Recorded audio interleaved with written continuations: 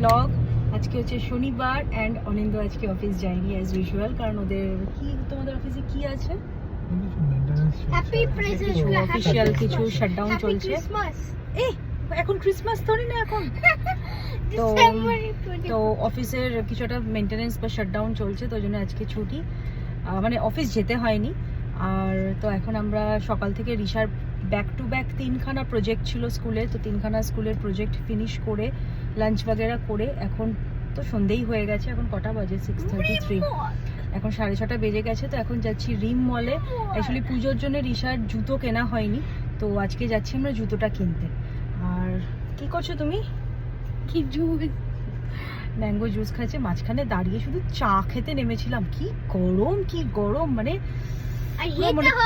Burn করে দিচ্ছে। September মানে কেউ বলবে না যে এই সময়, কি বলবো আর কি। যাই হোক, তো চলো কি কি কিনছি, কি কি করছি তোমাদের সাথে শেয়ার করছি। আজকে গেছিলাম রিম মলে, রিশার যেরকম বললাম রিশার জুতো কিনতে। তো রিম আইল্যান্ডে এই বিল্ডিংটা দেখতে পেলে তো, এটা হচ্ছে গেট টাওয়ার্স অ্যান্ড এটার হুবহু দেখতে একদম same to same Singapore Marina বে স্যান্ডসের মতন, তাই ভাবলাম তোমাদের সাথেও শেয়ার করি। ফার্স্টেই আজকে মলে এসে আগে অনিন্দকে ধরে বেঁধে ঢুকিয়েছি ট্রায়াল রুমে জিন্স নেওয়ানোর জন্য। সে ছেলে তো কিছুভাবেই কোনোভাবেই ট্রায়াল রুমে যাবে না, ও সব থেকে আলিস্যির কাজ নাকি ওটা। তো যাই হোক, স্যারের অনেকক্ষণের চেষ্টায় একটা কিছু পছন্দ হয়েছে, ফাইনালি ওটা নেওয়া হয়েছে। আজকে এখানে জুতোর কালেকশন যে এত ভালো আমি পাবো, মানে it's beyond of my expectation. আমি রিশার জুতো অনেক জায়গায় আমি ট্রাই করি, কিন্তু একটু ইন্ডিয়ান টাচ যেরকম হয়, এথনিক ওয়্যারের সাথে পরার সেরকম খুঁজে পাই না। তো ফাইনালি আজকে আমি রিম মলে খুব ভালো পেয়েছি।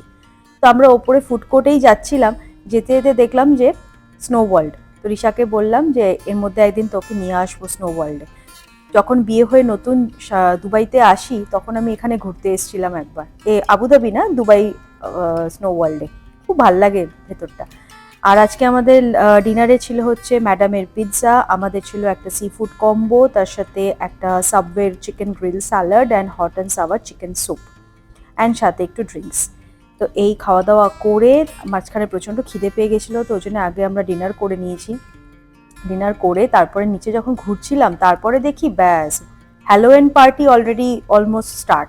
সেটাই স্বাভাবিক, কারণ হচ্ছে পুজো তো চলেই এসছে, পুজো শেষ মানেই হ্যালোওয়েন এখানে শুরু হয়ে যাবে।